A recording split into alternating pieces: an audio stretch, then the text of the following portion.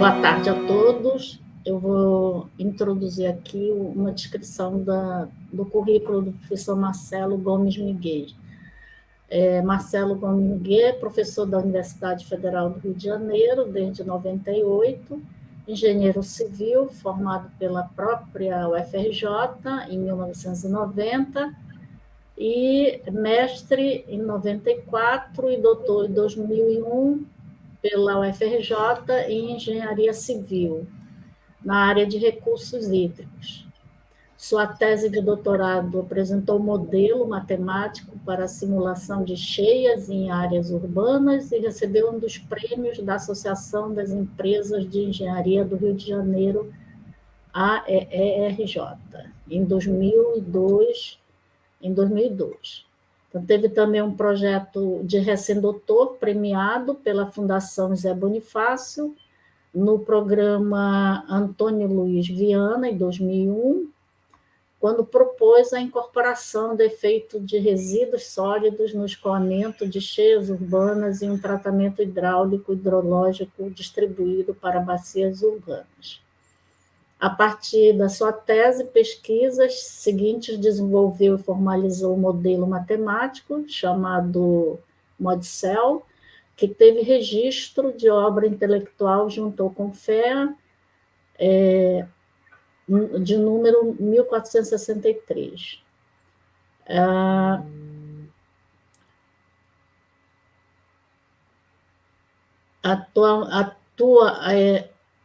Atualmente no Departamento de Engenharia Civil, né, de construção, não é isso? E também no programa de Engenharia Ambiental, né, no doutorado do PEA.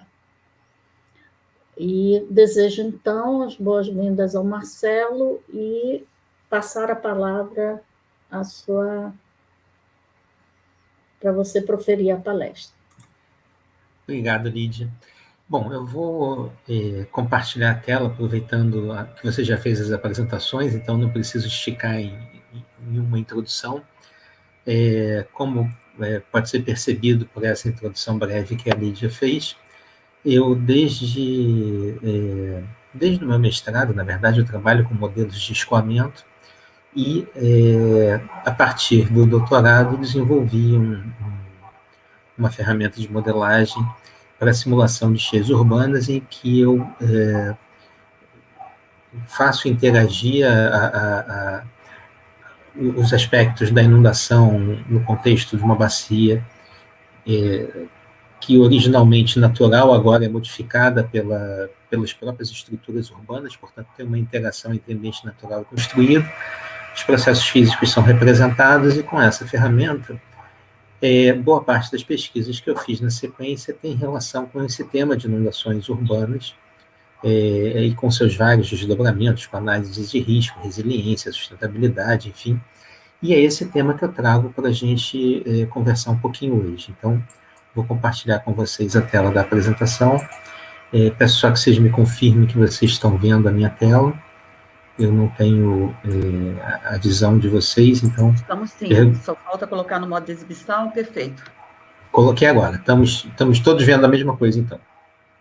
Correto. Bom, eu peço que, se alguém tiver dúvida ou quiser fazer perguntas, obviamente a gente tem um espaço de discussão ao final, mas se tiver alguma curiosidade e quiser pedir uma explicação, fiquem à vontade, mas lembrando que eu não consigo ver nem vocês nem o chat com a apresentação ativada, então me acionem pelo próprio microfone, por favor. Então, nossa discussão aqui vai girar em torno de inundações urbanas. Eu vou fazer uma apresentação, na verdade, sucinta. Eu trouxe um conjunto de slides provavelmente maior do que o tempo que a gente tem, mas a ideia é fazer uma passagem rápida, mas por vários dos aspectos que perpassam essa discussão.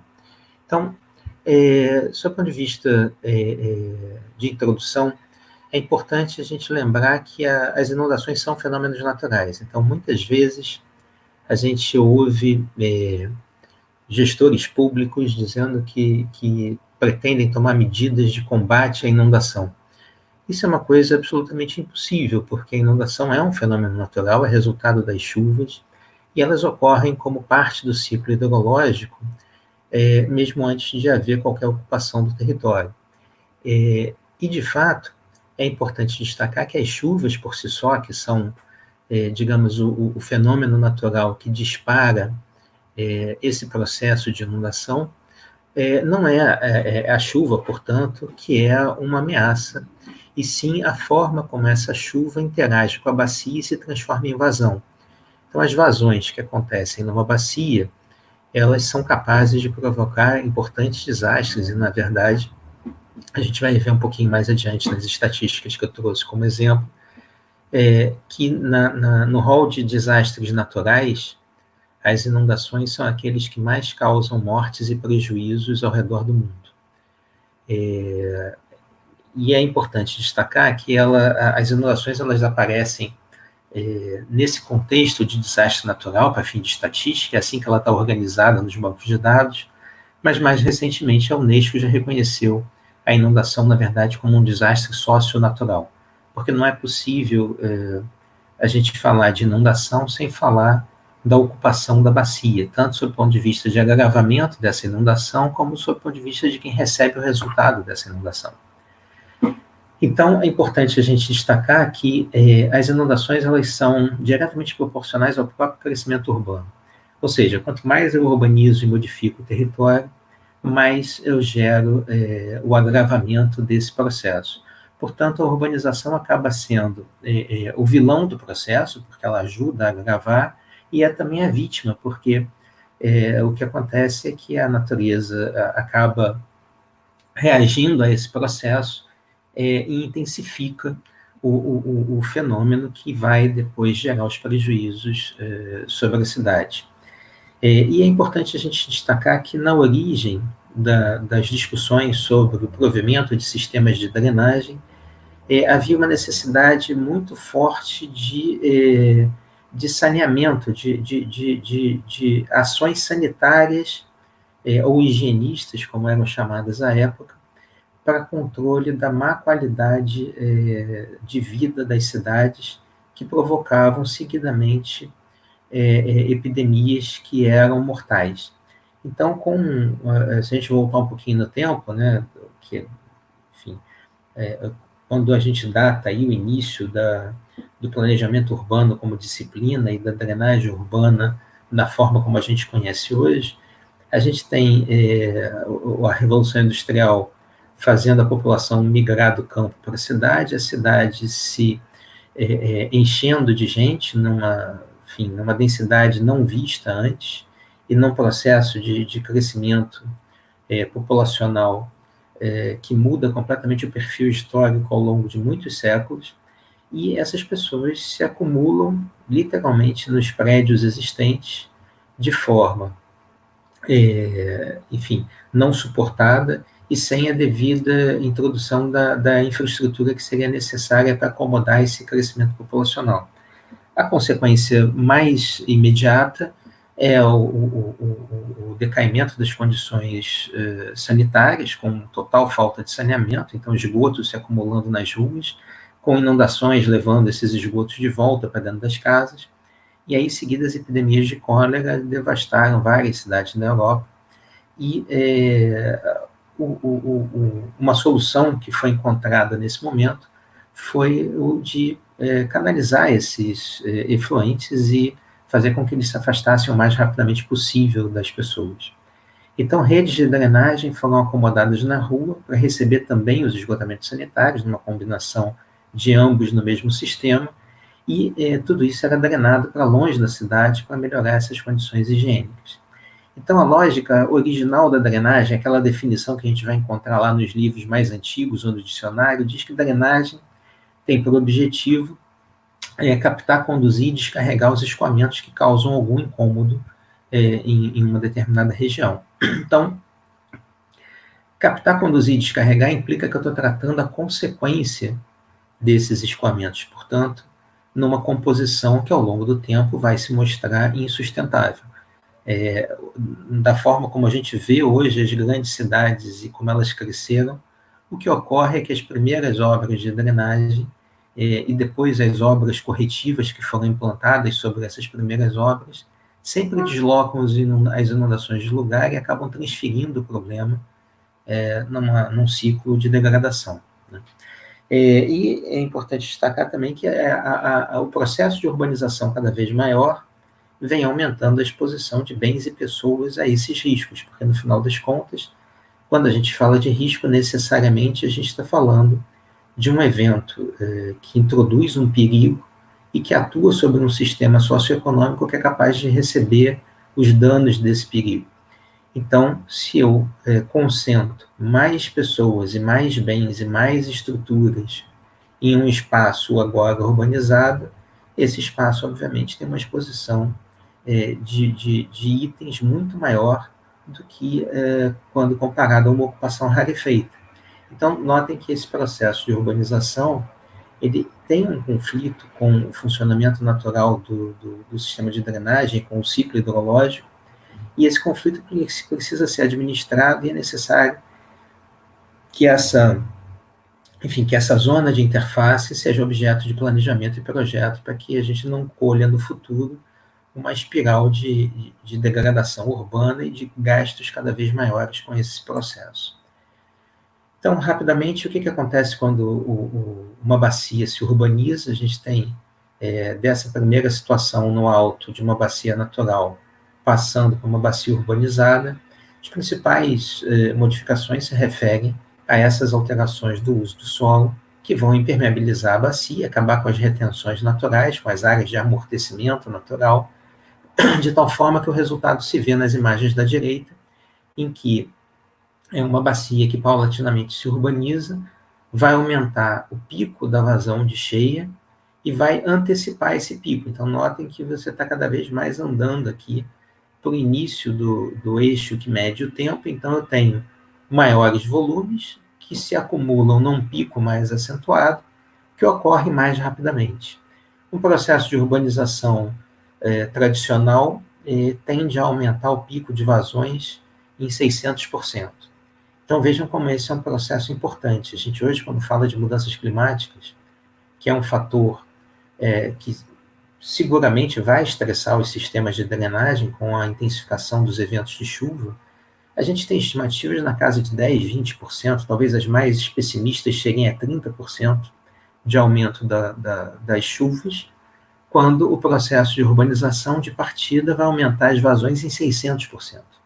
Então, quando a gente faz mal o nosso dever de casa, tudo se torna muito mais crítico nesse processo de desenvolvimento urbano.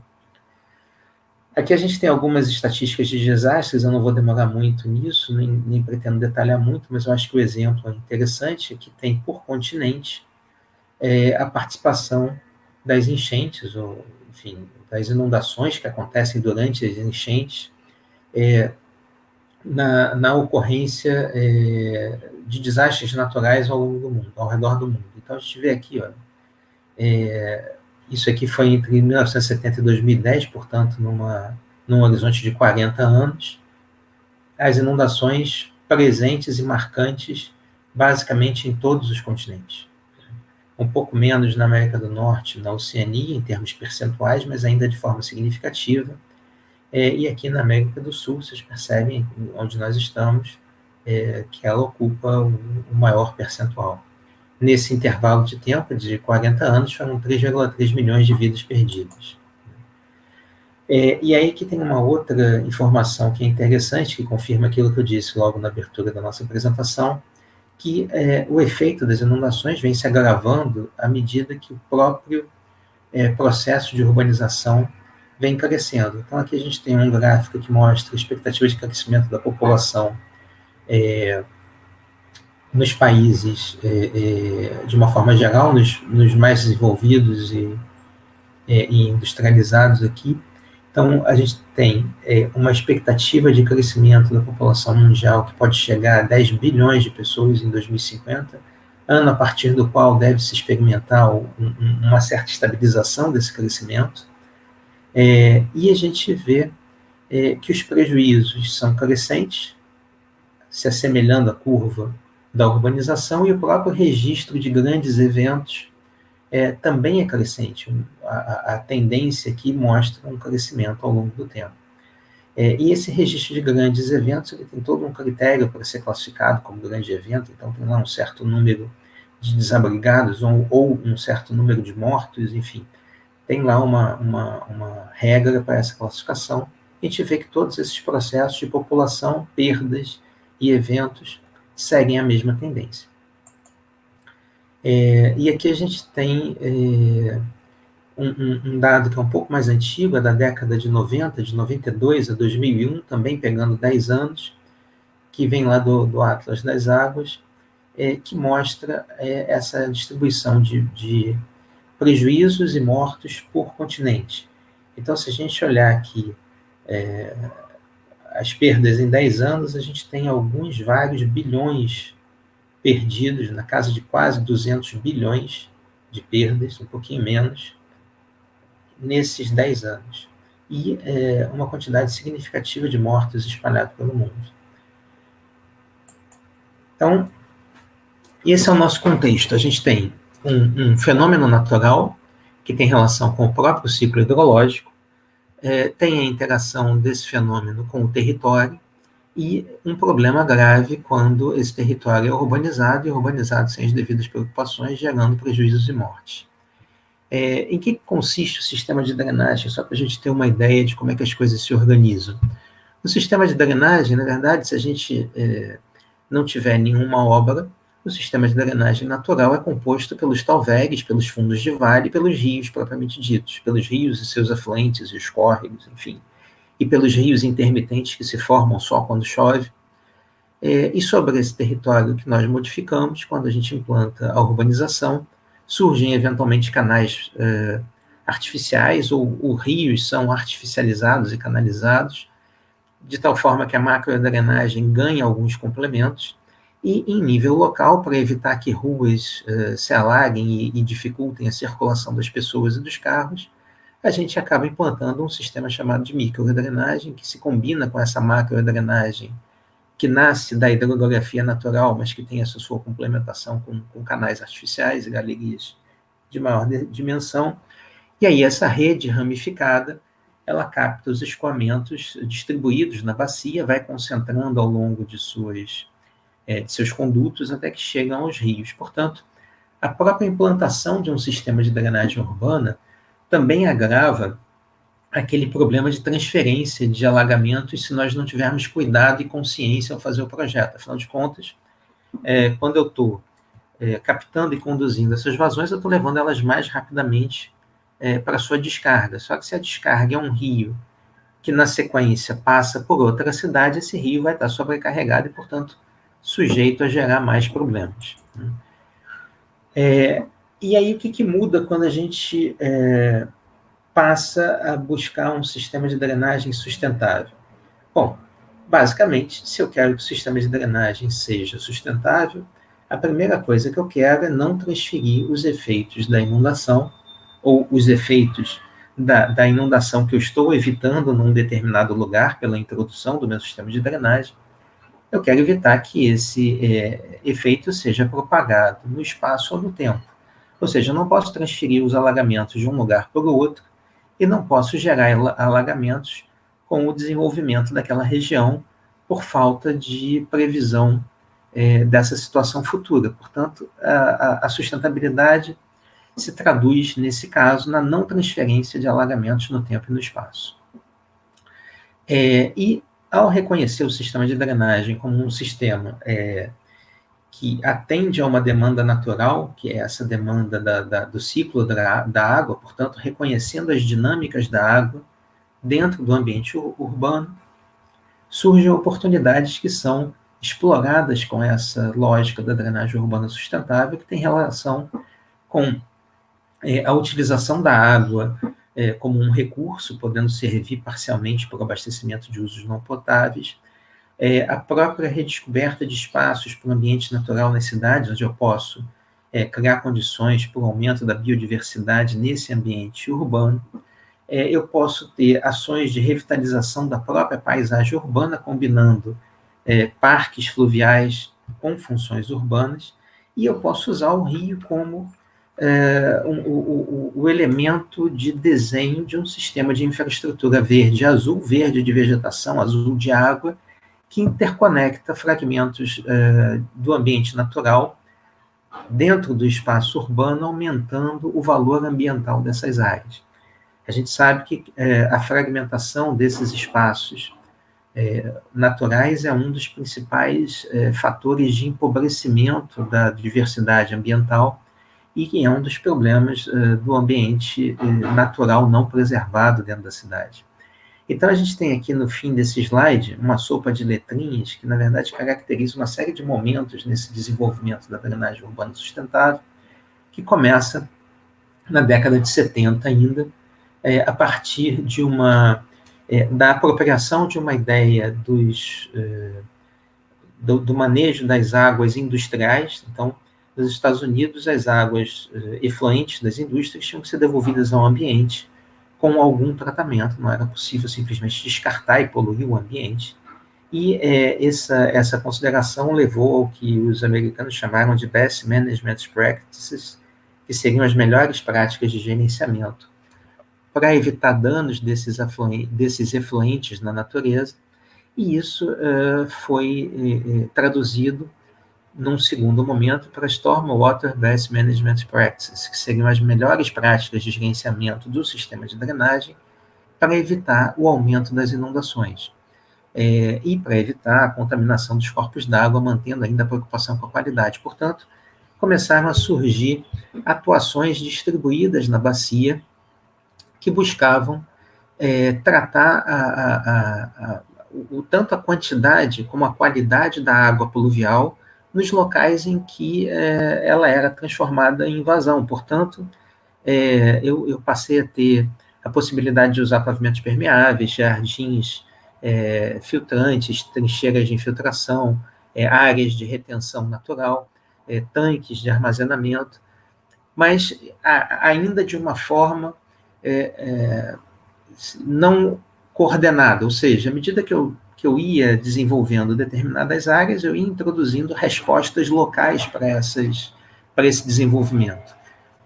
E um pouco depois, percebendo que não bastava tratar localmente os problemas, eu precisava ter uma visão de sistema, surge também nos Estados Unidos e Canadá, na verdade, enfim, quase na mesma época, o conceito do Low Impact Development, que é esse LEED, que tem relação com um desenvolvimento hidrológico de baixo impacto. Então, em vez de tratar localmente as várias gerações de escoamento, eu passo a enxergar o ciclo hidrológico e a bacia hidrográfica como palco de atuação.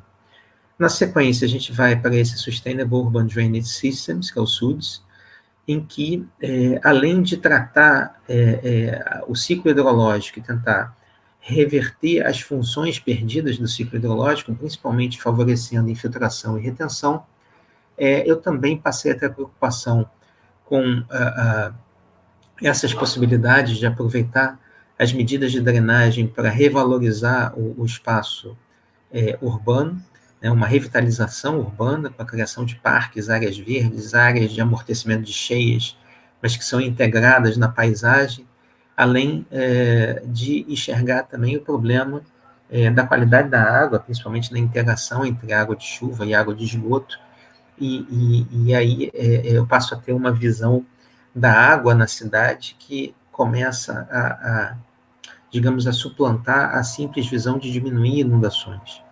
E, por fim, ou não por fim, porque, na verdade, essa evolução segue, mas no estágio seguinte, a gente tem o WSUD, que seria o Water Sensitive Urban Design, em que eu passo a ver a água, não só do ponto de vista técnico, mas nesse projeto que percebe a água como parte da cidade e que torna a cidade sensível à presença da água, a gente também passa a considerar aspectos legais, institucionais, econômicos e sociais das inundações. Então, eu preciso ter soluções que são economicamente viáveis, que são legalmente suportadas, institucionalmente suportadas, ou seja, eu preciso ter fiscalização, verificação, regras claras, preciso ter a sociedade abraçando a solução e usufruindo desses espaços de tal forma que esse conjunto maior é que gera a solução realmente sustentável. E, na sequência, não está aqui relacionado, mas a gente tem o conceito de cidade esponja que surge na China, que digamos, é um passo a mais no sentido de que toda a água que cai sobre uma cidade deveria ser tratada dentro da cidade, inclusive considerando a geração dos esgotamentos sanitários, portanto, a água da chuva, a água de abastecimento e a água que é o rejeito do esgotamento sanitário devem ser tratadas dentro da cidade, formando, portanto, um ciclo interno que não gera resíduos para fora. E hoje já se discute também a necessidade de, eventualmente, não se discutir cidades sensíveis à água, mas se discutir a água como parte estruturante da cidade. Então, dentro dessa lógica do desenvolvimento da drenagem urbana sustentável, a gente vai ver que surgem parques com áreas encharcadas, com as wetlands. A gente pode usar praças e parques marginais como áreas de armazenamento, ou mesmo quadras esportivas numa composição que também é urbana, e isso pode chegar no nível do lote com jardins rebaixados, telhados verdes, reservatórios que captam água do telhado e, portanto, desconectam a água da rede de drenagem, e projetos de requalificação fluvial em que parte da calha do rio continua interagindo com a sua planície de inundação, enfim.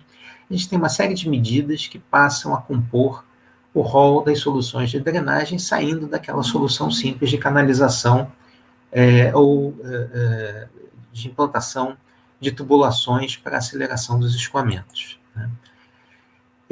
Isso implica que, finalmente, então, se reconhece que a drenagem tem, o sistema de drenagem ele tem um papel muito peculiar no desenvolvimento das cidades, porque a gente tem, talvez, no sistema de drenagem, um dos únicos sistemas que, na verdade, começa atendendo a uma demanda natural. Ou seja, a chuva que cai sobre a bacia vai gerar vazões e isso precisa ter continuidade, ou seja, as vazões precisam continuar passando através da cidade. Essa é uma demanda do ciclo natural que não adianta lutar contra, ou seja, eu vou ter vazões, as vazões vão ser geradas e ela vai passar através da cidade, portanto ela tem que passar com segurança, porque aí entram as demandas do ambiente construído, da própria cidade, que precisa ser funcional. Então, se eu quero uma cidade funcional e saudável, sem inundações, eu preciso reconhecer que eu tenho também que dar passagem para as águas do ciclo hidrológico, porque isso é uma necessidade da natureza. Portanto, a cidade tem que interagir com a bacia natural que a recebe e que dá suporte ao seu desenvolvimento, sem extrapolar a capacidade de suporte desse sistema. Então, a drenagem fica nessa interface, intermediando as demandas da natureza e da cidade, e, nesse processo, obviamente, ela acaba ganhando um papel de estruturadora do território para a futura ocupação.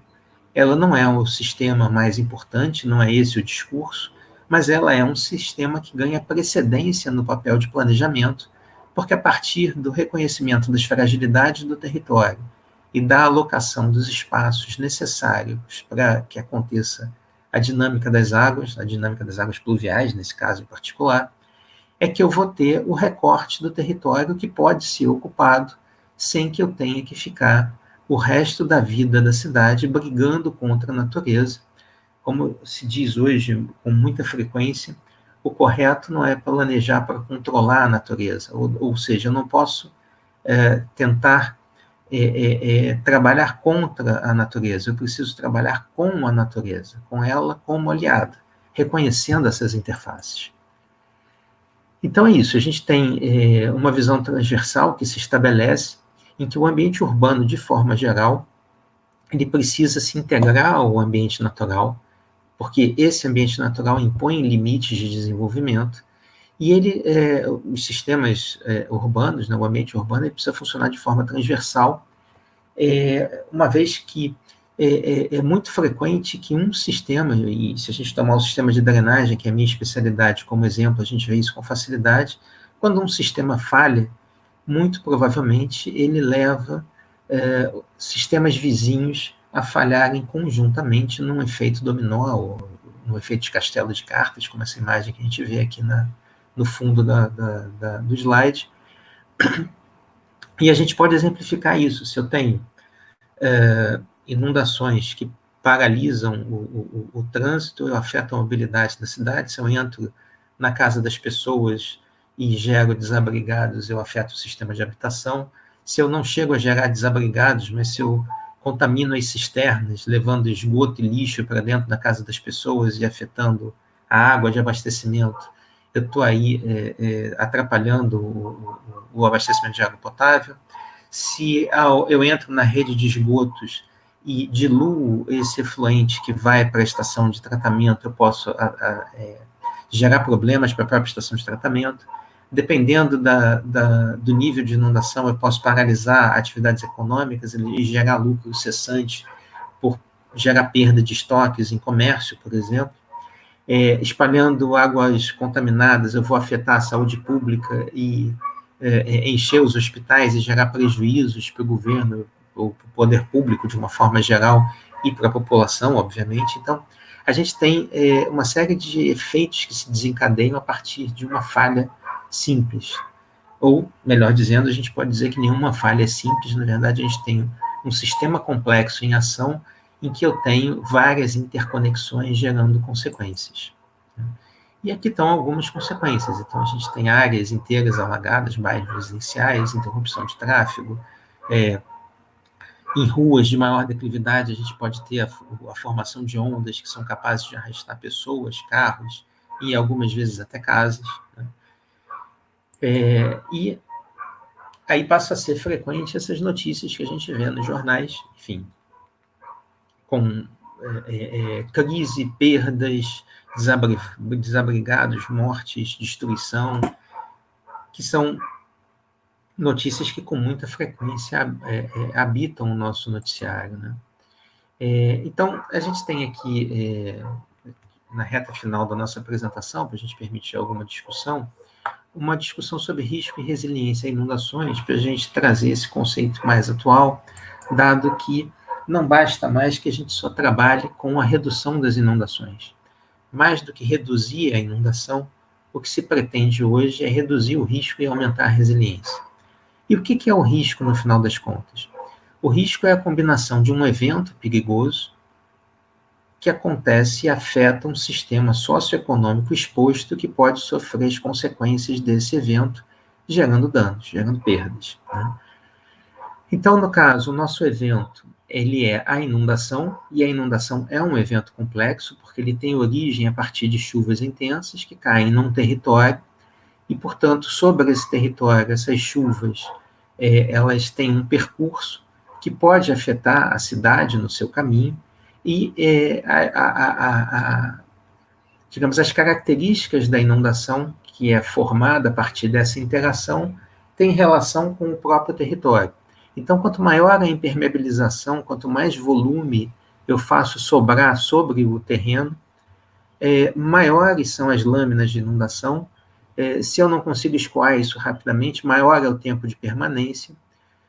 E se eu tenho um território com declividades maiores, eu posso ter um poder destrutivo maior, que é dado pelas velocidades de escoamento. Então, características típicas desse evento que gera dano têm relação com o nível d'água, que gera a inundação, com a velocidade do escoamento e com o tempo de alagamento. Quanto maior o tempo de alagamento, por exemplo, maiores são as consequências negativas, tanto sobre o prejuízo total, quanto sobre a saúde das pessoas. E o que é o sistema exposto? O nosso sistema exposto é a própria cidade, que tem os seus subsistemas de habitação, transporte, saneamento, os vários equipamentos comunitários de saúde, educação, lazer, enfim. Então, os elementos expostos da cidade, que têm relação com todos esses sistemas, formam o receptor da inundação, que, por sua vez, ou seja, essa exposição, ela está associada com uma vulnerabilidade. A vulnerabilidade implica, basicamente, na suscetibilidade que esse sistema tem de sofrer dano. E como é que a vulnerabilidade é montada? ela tem uma suscetibilidade intrínseca, que tem relação com a sua fragilidade, então o sistema tem uma certa fragilidade, ou tem uma certa resistência que pode ser vencida pelo evento, né? Ele tem um valor exposto, então maiores valores vão gerar maiores perdas, e existe uma capacidade de recuperação, que é a resiliência, que trabalha no sentido oposto do risco, tentando minimizar essas consequências danosas exatamente pela capacidade de resistir e se recuperar desse evento. Então, essas são as características da vulnerabilidade, e é uma leitura relativamente nova dessa vulnerabilidade, porque na versão original da análise de risco, nós tínhamos a suscetibilidade a dano e o valor exposto. O risco era, até alguns anos atrás, até, enfim, menos de 2 décadas atrás, ou algo em torno de 2 décadas atrás, um pouco menos, o risco era visto como uma medida de perdas econômicas. Mas essa é uma visão injusta do risco, porque pessoas que têm pouco e, portanto, têm um baixo valor a ser perdido, contabilizam como baixo risco. Mas se essas pessoas que têm pouco não têm capacidade de reposição, elas perdem tudo. O pouco que elas têm é tudo que elas têm. Ao passo que, num ambiente urbano formal de mais alta renda, as perdas, obviamente, são importantes e as pessoas são sensíveis a essas perdas, mas tendo capacidade de reposição, você segue a sua vida com dignidade e se recupera mais adiante. A gente tem populações que são absolutamente incapazes de se recuperar. Portanto, a medida de resiliência entra como um ajuste nessa conta tradicional do risco, e ela se torna tão importante nessa discussão que ela ganha vida própria, e hoje, muitas vezes, a gente analisa a resiliência com o foco principal, com o holofote maior voltado sobre esse aspecto, né? Resiliência, pela definição das Nações Unidas, é a capacidade de um sistema, ou comunidade, ou sociedade exposta a ameaças, de resistir, absorver, acomodar-se e recuperar-se dos efeitos de um dado perigo de maneira oportuna e eficiente.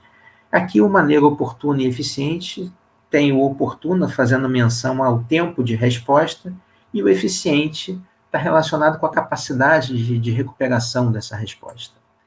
Bom, eu vou tentar encurtar aqui rapidamente essa parte final. Na verdade, a apresentação está até um pouco mais longa, mas só para a gente entender essa introdução da discussão de resiliência como resiliência das cidades. A gente tem, na verdade, o título aqui devia ser só resiliência urbana.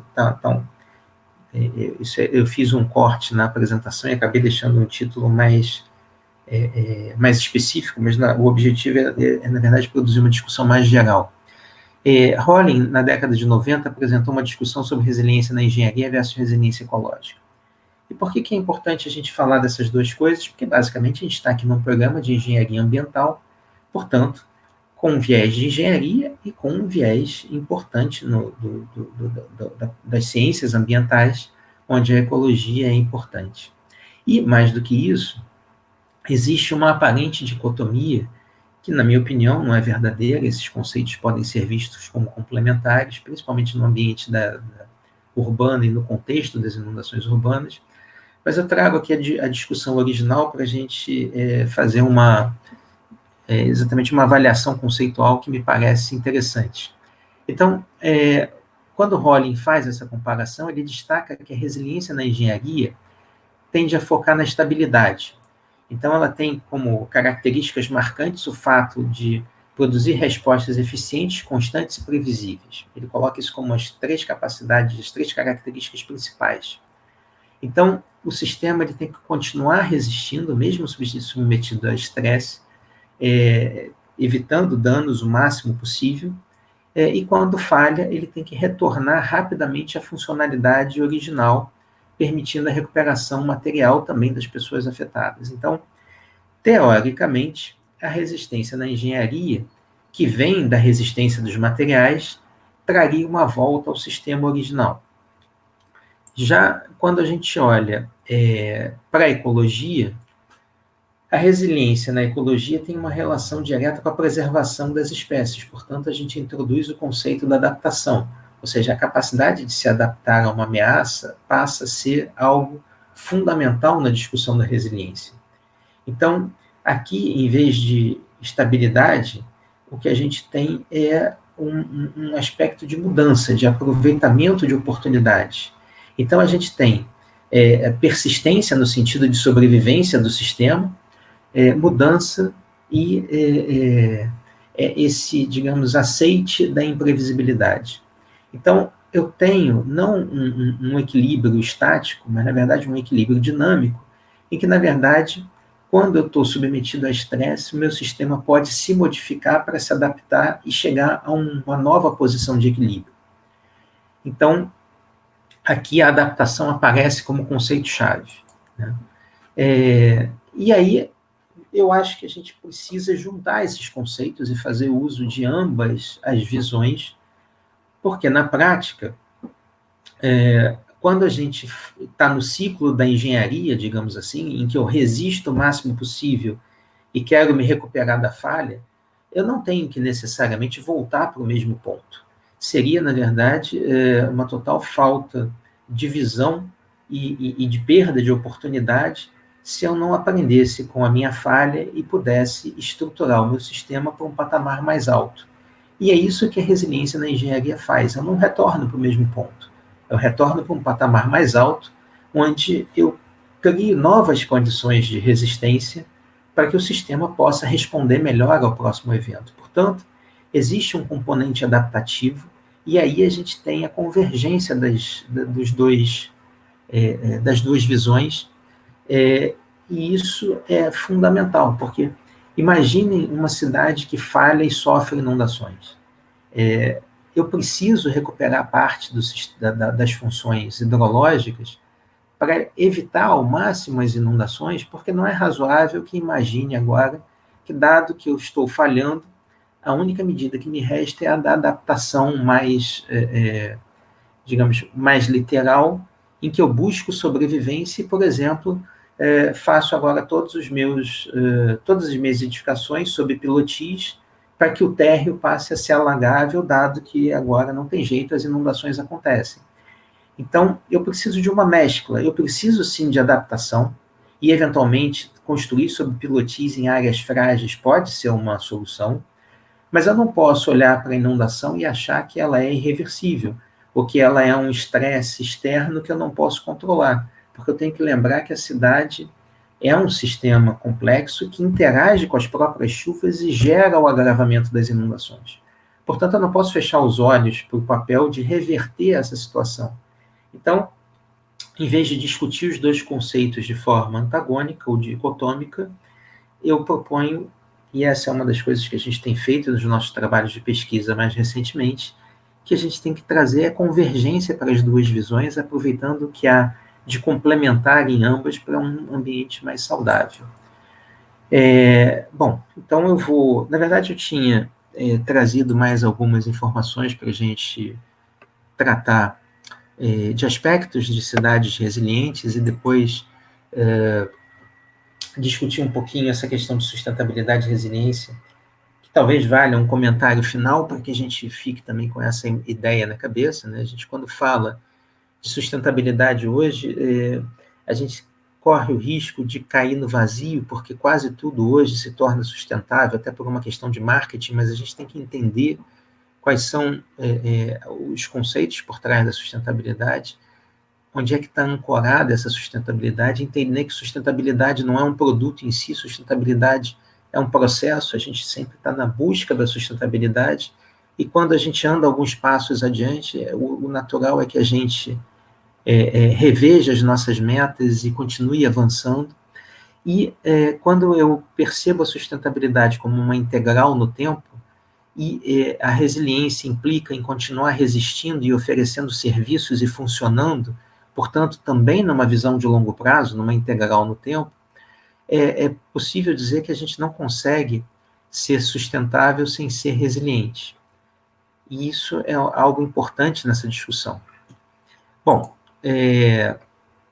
Vou parar a apresentação. Eu tinha trazido, na verdade, como exemplos, um pouco do modelo matemático que eu desenvolvi e que dá base a muitos desses trabalhos que a gente tem feito, e inclusive trabalhos de avaliação de risco e resiliência em esquemas conceituais complexos de integração dessas informações. Tinha trazido alguns exemplos de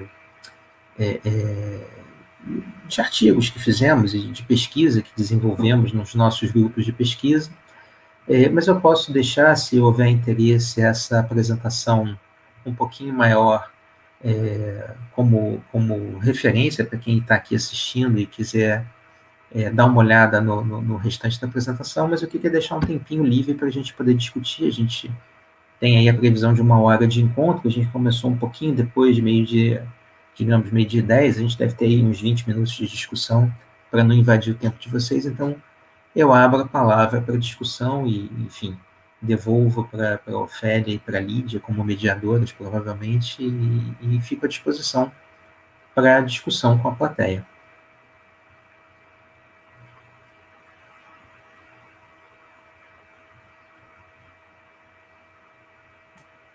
Obrigada, Marcelo, pela apresentação. É muito instigante. Eu queria passar, antes de abrir para as perguntas, eu queria fazer uma fura-fila e perguntar como que você contempla esse modelo de cidade inteligente e inovação. Se há como mitigar os danos. Cidades inteligentes e... falhou quando você falou. Por exemplo, se você poderia reduzir esse número de vítimas com a inteligência. Tem. Na verdade, a discussão de smart cities vinculada à drenagem é uma coisa relativamente nova. Em geral, ela ainda aparece como... essas soluções de drenagem urbana aparecem como uma ferramenta de suporte para que as smart cities funcionem. Mas, na prática, a gente tem sistemas de drenagem que podem ser monitorados, e a gente tem alguns exemplos disso, enfim, ao redor do mundo. Eu próprio tive a oportunidade de visitar um sistema assim em Barcelona, onde, a partir de uma sala de comando, né, os operadores acompanham o funcionamento do sistema e decidem se abrem ou fecham uma comporta e desviam o escoamento de um reservatório para o outro, enfim. Portanto, existe a possibilidade de operação em tempo real, mas quando a gente chega nesse nível, eu diria que a gente está no limite digamos, do problema e introduzindo uma situação adicional de possível falha, que é a própria decisão humana desses processos, que precisam estar adequadamente pré-definidos e suportados por estudos que vão envolver seguramente a simulação de uma série de cenários para tomada de decisão. Então, o que a gente ainda vive seria uma grande catástrofe quando o projeto da cidade não resistiu, não foi resiliente, né? Isso, e na verdade a gente procura trabalhar hoje, preferencialmente, sem o controle humano. Então, a situação melhor é quando você tem estruturas dimensionadas para entrarem em funcionamento a partir de determinado nível e toda uma lógica de funcionamento por gravidade na sequência, evitando a operação de comportas e bombeamento. Então, você pode ter um projeto inteligente no sentido de otimização desse funcionamento natural, mas não inteligente na definição de smart cities em que você coloca um controle operacional. Ou seja, é possível fazer um projeto inteligente de operação natural, em que você evita a operação humana. E, no limite dessa operação, quando aí decisões precisam ser tomadas e a operação natural já não dá conta do processo, você pode introduzir essa operação, digamos, mais refinada, em que você tem que tomar decisões a partir de momentos específicos em que certos sinais vermelhos são acesos, que são decisões que são tomadas, que devem ser tomadas, então, durante o evento, né? Mas essa é uma discussão mais recente que a gente já começa a ver, sim, de cidades inteligentes olhando para os problemas de inundação também. Perfeito. Eu passaria aos presentes a palavra.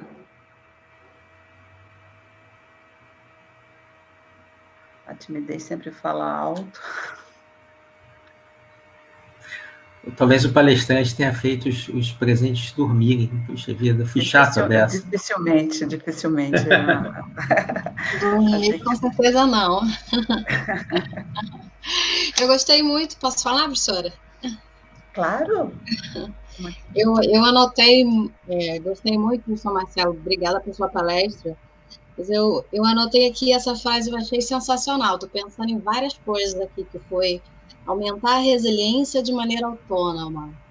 Isso me fez viajar, assim, minha pesquisa não é na área de água, mas é na área de energia, mas tem tudo a ver, né? Quando a gente fala de energia, fala de água, quando fala de água, de energia.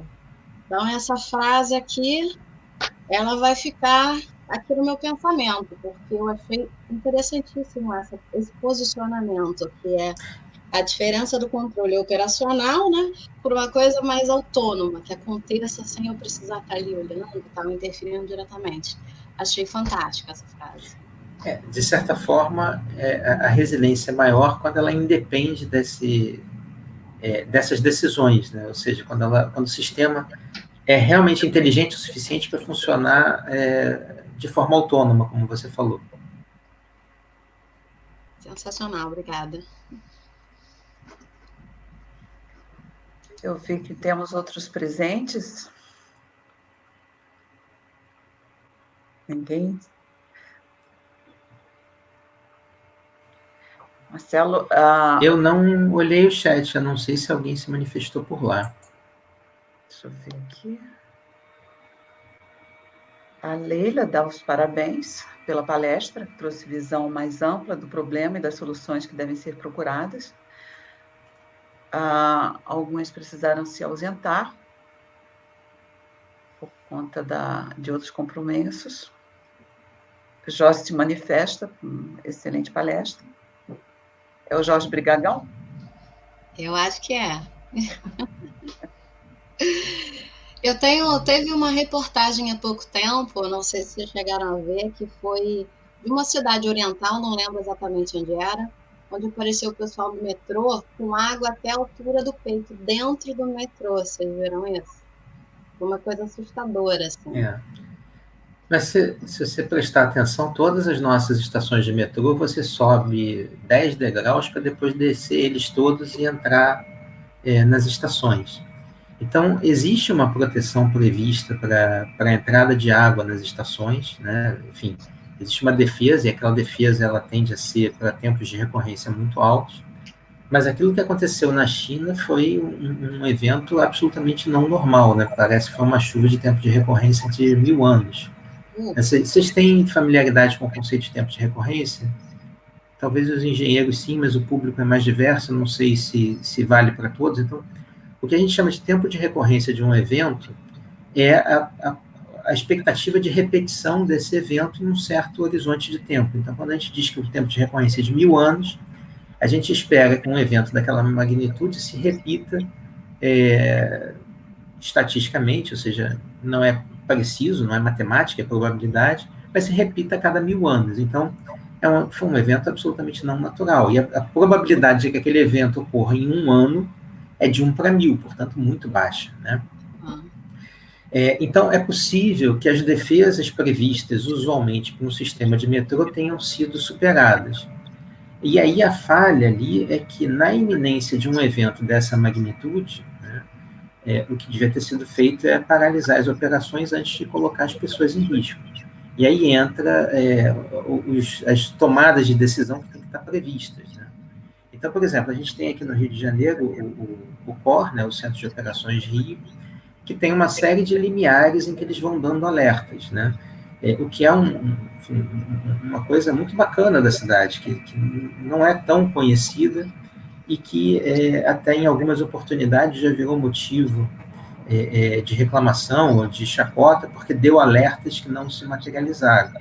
Mas essa é a situação correta. Você, na expectativa de um grande temporal, você diz, pessoas, fiquem em casa. Assim, hoje não é dia de sair, vai cair um grande temporal, a gente corre risco de inundação, a cidade não está preparada, e aí, eventualmente, não chove.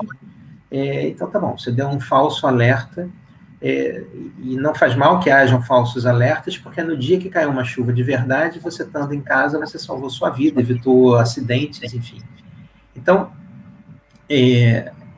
nesses eventos extremos, o provável, ou o esperado, na verdade, é mais do que provável, é esperado que a cidade vá falhar. E vá falhar de forma significativa. Então, a gente tem que ter outras medidas que entram no rol dessas medidas não estruturais, em que a gente tem os sistemas de alerta, enfim, vai ter que ter planos de evacuação, áreas de abrigo, porque o excepcional não cabe no projeto. Imagina se a gente fizesse projetos de drenagem que protegesse a cidade para 1000 anos. Muito provavelmente ia faltar dinheiro público para escola, hospital e outros investimentos, porque o projeto para 1000 anos seria caríssimo e provavelmente se você faz uma integral de prejuízos e compara com os custos de implantação e manutenção desse projeto ao longo do tempo, esse projeto não se justifica. Então, a gente faz projetos de drenagem em nível urbano aqui no Brasil para proteção de tempos de recorrência de 25 anos. A microdrenagem, aquela que está na escala do loteamento, né, do lote, que é para não paralisar trânsito e a gente não molhar o pé, é para 10 anos, é menos o tempo de proteção. E isso é normal. Isso varia em diferentes locais do mundo, enfim, mas tem sempre relação com essa, digamos, com essa viabilidade, com essa economicidade, né? Então, por exemplo, eu já trabalhei em projeto na Colômbia, lá eles usam o tempo de recorrência de 10 anos, eles estão lá na linha do Equador, a chuva é frequente, é maior, a proteção é menor. Quando a gente vai para a Itália ou para a Espanha, é comum usar o tempo de recorrência de 50 anos. Se você vai para a Escócia, você usa o tempo de recorrência de 100 anos. Não quer dizer que eles são... na verdade, eles têm estruturas mais seguras, no final das contas. Mas não quer dizer que eles têm uma precaução maior do que a nossa, porque os eventos, no fundo, são mais ou menos parecidos. Só que num clima temperado, as chuvas intensas acontecem com uma frequência menor, né? Enfim, então aquela situação da China foi muito dramática, mas em particular aquele evento foi muito dramático também e era de se esperar que falhas importantes acontecessem.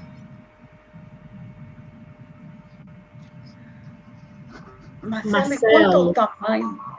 Lídia, pode falar, Lídia. Marcelo, aqui no Rio, a gente sempre teve muito problema, por exemplo, ali na Praça da Bandeira, né? Toda vez que chovia, aquilo inundava, né? Isso já foi resolvido? Por completo, não, mas melhorou. Essa rede de reservatórios que a Rio Águas implantou, na verdade, ela não está completa, então ainda teria algumas obras para serem feitas, e existem alguns ajustes de projeto que seriam necessários. O que acontece? A gente tem no Rio de Janeiro, e isso acontece em várias outras cidades do Brasil e dos países em desenvolvimento, a gente teve uma urbanização muito rápida, que não teve o acompanhamento adequado da infraestrutura. Então, a gente tem redes de drenagem que não foram renovadas quando a cidade cresceu, portanto, em vários locais ela está prevista para uma urbanização menor do que aquela que realmente aconteceu, além de uma série de problemas de falta de manutenção e de obsolescência, enfim, de interferências com outros sistemas. Eu me lembro que quando nós trabalhamos num projeto para o próprio Canal do Mangue, né, para essas bacias da Tijuca, no final da década de 90, que foi um projeto que, no fundo, foi o precursor desse projeto que foi implantado, mas muito modificado. A gente tinha uma previsão de 20 e poucos pequenos reservatórios, e a prefeitura acabou optando no plano diretor por fazer 4 ou 5 grandes reservatórios. Mas quando você olha, digamos, os relatos das inspeções de campo que foram feitas, a gente encontra tubos da SEDAI passando dentro das galerias e limitando a capacidade das galerias. Encontra, às vezes, pilares de obras dentro das galerias. Então, tem uma série de interferências, tem falha de manutenção, tem o crescimento da urbanização para além do horizonte de projeto, tudo isso gera situações de alagamento que são de difícil reversão. E os reservatórios são importantes nesse processo. Mas é um processo complexo, que precisa de mais ações. Então, o alagamento na Praça da Bandeira foi mitigado em parte, mas não foi completamente resolvido. A gente ainda vai ver alagamentos lá, mas menos frequentes do que via antigamente. E a gente tem uma questão que é um problema grave da própria gestão urbana, né? Eu me lembro que numa inundação importante que aconteceu há 2 anos atrás, aproximadamente, no início de 2019, um pouquinho mais de 2 anos, a Zona Sul ficou coberta de lama. O Jardim Botânico tinha lama nas ruas, cobrindo as calçadas. E aí, eu fui entrevistado, não me lembro exatamente por qual veículo de comunicação, mas, enfim, por algum programa da Rede Globo, e existia um pré-julgamento de que a cidade estava muito mal preparada para receber inundações, porque faltava a manutenção da drenagem. E aí eu lembro que eu argumentava, não, é verdade, falta a manutenção da drenagem, porque a gente vê muita dificuldade em esvaziamento das ruas. Então, chove hoje e, eventualmente, amanhã ainda tem água na rua. E, às vezes, tem água em ruas que você está do lado da saída da água. Então, ver a Lagoa Rodrigo de Freitas alagada ou o aterro do Flamengo é um verdadeiro absurdo, porque a Lagoa e a praia do Flamengo são os locais de deságue final das águas, né?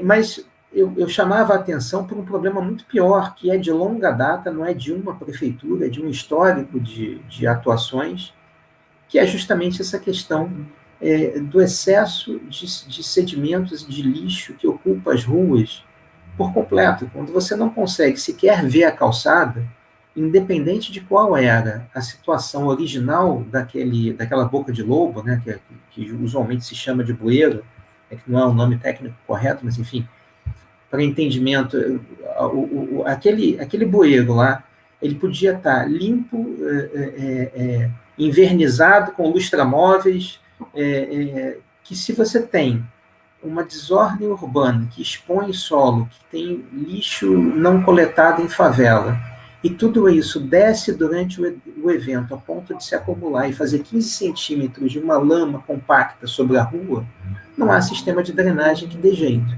Então, a cidade estava mal preparada? Estava, mas não é porque o sistema de drenagem estivesse mal preparado.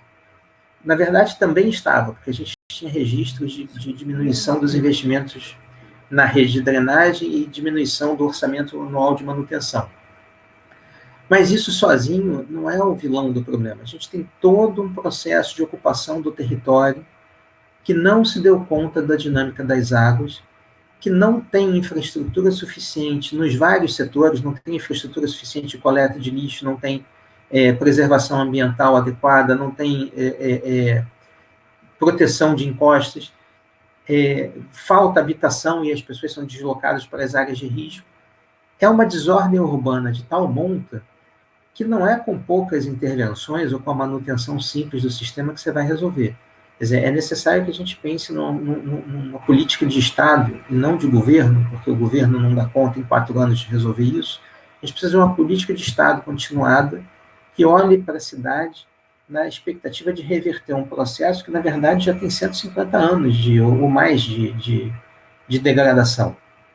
Então, não tem mágica, é preciso trabalhar sobre o problema, entendendo as relações de causa e consequência, e revertendo essa solução ao longo do tempo com muitas atuações, não com algumas poucas atuações que acabam virando bandeira eleitoral. Isso não resolve o problema.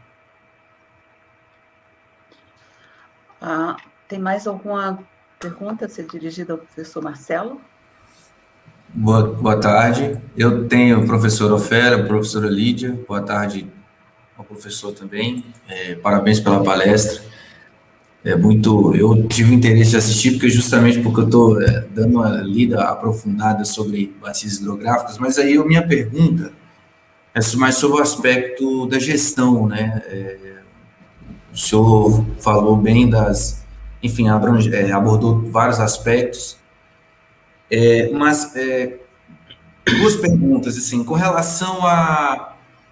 nós temos o novo marco de saneamento que contempla, aliás, desde a primeira lei, né, que saiu em 2007, ou até antes um pouco, com alguns arranjos mais isolados, mas aí em 2007 sai a lei de saneamento e agora a 14.026.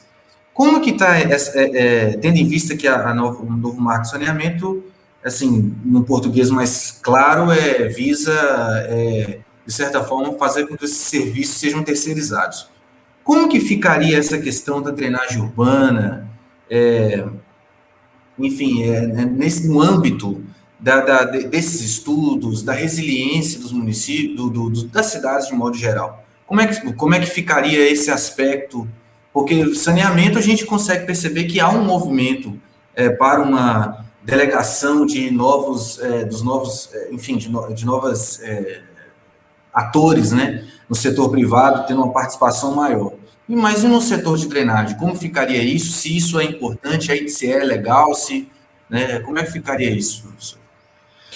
Isso ainda fica um pouco distante para o setor de drenagem. Vocês percebem, até pelo próprio enfoque das discussões mais frequentes, que a principal preocupação sempre vem atrelada às questões de água e esgoto, né? Embora a gente tenha o saneamento básico definido legalmente hoje como a soma de 4 serviços que incluem água e esgoto, que são os 2 tradicionais, e mais drenagem e resíduos sólidos. Eu tenho uma expectativa de que, eventualmente, a participação privada pode trazer investimentos que são importantes nessa discussão do saneamento como um todo. Mas eu acho que pouca gente discute a drenagem integrada com a solução dos esgotamentos sanitários, e eu acho que isso seria fundamental. A gente tem a expectativa legal de que drenagem e esgotamento tem que ser oferecidos através de um sistema separador absoluto. O sistema separador absoluto pode ser a solução idealizada, mas não devia ser uma camisa de força para essa discussão. Eu, sinceramente, acredito que a drenagem urbana tinha que ser otorgada junto com o esgotamento sanitário, para que aquele que cuida do esgotamento cuidasse também da drenagem, porque seria o primeiro ponto para uma visão integrada de solução.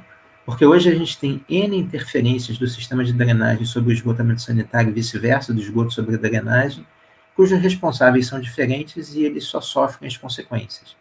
Então é aquilo que eu falei, você tem hoje uma quantidade enorme de esgoto que vai para a rede de drenagem e que vai para o rio, ou para a lagoa, enfim, para o mar, sem nenhum tratamento. E esse sistema separador deformado não oferece nenhuma defesa para o meio ambiente. E, por outro lado, quando o sistema de drenagem falha e invade o sistema de esgoto, não há estação que dê conta daquele efluente diluído, você perde os processos biológicos e isso acaba sendo um problema sério. Então, na minha visão, eu acho que a gente tinha que começar a pensar em soluções de esgoto e drenagem de forma combinada. E acho, sinceramente, que a visão do escalonamento da oferta, da universalização dos serviços de esgotamento sanitário, deveria ser visto não no espaço, né, como é muito comum, né, os municípios, na expectativa de universalizar os serviços, implantam o sistema separador por partes. Então, enquanto está implantando o sistema separador, tem uma quantidade enorme de gente que não é atendida, e eu acho, sinceramente, que a gente devia pensar em usar a estratégia dos esgotos unitários como primeira solução, mas com controle técnico, né? O esgoto unitário não é simplesmente joga o esgoto na drenagem e deixa ir para o rio. Não, quando a gente fala de um sistema unitário, tudo que é captado em tempo seco vai para tratamento. Só extravasa aquilo que, em grandes eventos, supera a capacidade de tratamento e aí vai diluído para o rio, e não todos os dias para o rio por força de conexões irregulares entre esgotamento e drenagem. De tal forma que o gestor desse sistema tivesse a visão dos 2 sistemas em conjunto. Isso é uma coisa que a gente discutiu durante as conversas do plano metropolitano, mas pouca gente traz à luz essa discussão. Então, sob o ponto de vista desse novo marco, a minha percepção é que as concessões deviam ser conjuntas da água, do esgoto e da drenagem, para que o mesmo gestor pudesse forçosamente ser obrigado a ter uma visão sistêmica sobre esse problema que invariavelmente se combina para que ele pudesse vir a ser solucionado. Perfeito. Nós já nos aproximamos do final da conversa. Eu pergunto se há mais alguma pergunta a ser dirigida ao professor Marcelo. Lembrando que o professor Marcelo tem os dados de acesso na página do Programa de Engenharia Ambiental, e qualquer outra pergunta que ocorrer posteriormente ao término da palestra, eu acho que ele estará disponível para... Com certeza, à disposição. Quando a gente voltar a ter acesso ao Lattes, boa parte da produção científica é open source, então, olhando a referência, o aluno pode baixar, é tranquilo. Isso é um hábito que seria bastante salutar aos novos alunos visitarem o Lattes dos professores na hora de decisão de orientação, porque está tudo lá. Pois é, às vezes aparecem boas ideias olhando o trabalho que já foi desenvolvido, né? Uhum. Enfim, os artigos que são de revistas abertas, eles são gratuitos, são fáceis de obter, mesmo fora da rede da UFRJ, então eles também dão uma boa ideia do trabalho que a gente faz. Perfeito. Então, não havendo mais perguntas, eu gostaria de agradecer mais uma vez a disposição do Marcelo em apresentar uma linha de pesquisa atual, e estou empolgada que em algum momento a gente consiga tornar esse canal mais frequentado, e peço a todos a ajuda no sentido de divulgação, sempre que receberem, repasse para suas redes, que isso é benéfico, uma discussão que só fortalece o conhecimento. Bom, eu queria também agradecer o convite, a presença daqueles que aqui estão, enfim, é bom a gente poder falar também para o nosso alunado de uma forma mais livre, né? A gente não está aqui amarrado pela disciplina, então a gente pode viajar um pouquinho nas discussões. Então, agradeço a atenção de todos que estiveram presentes. E me coloco à disposição para tirar dúvidas eventuais futuras. Muito obrigada, Marcelo, e agradeço a presença de todos, e damos por encerrada mais uma Segundas Ambientais.